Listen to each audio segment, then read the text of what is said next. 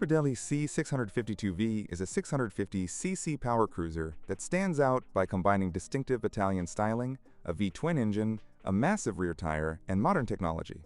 Morbidelli introduces this 2026 model as a middleweight cruiser with a more aggressive character than conventional cruisers. This is a major advantage of the C652V. Riders do not need to be tall to easily place their feet on the ground.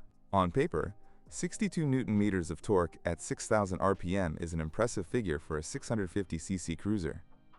Its character prioritizes torque and smooth acceleration rather than chasing peak power like a sport bike. With these specifications, the bike is well suited for comfortable long-distance riding. The cruiser riding position, V-twin torque, 6-speed gearbox, and belt drive all support a relaxed touring experience. Morbidelli also offers a configuration with a removable passenger seat, allowing the bike to be transformed into a single-seat setup with a bobber-style look.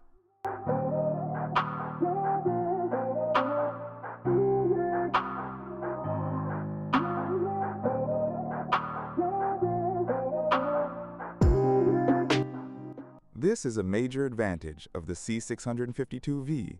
Riders do not need to be tall to easily place their feet on the ground.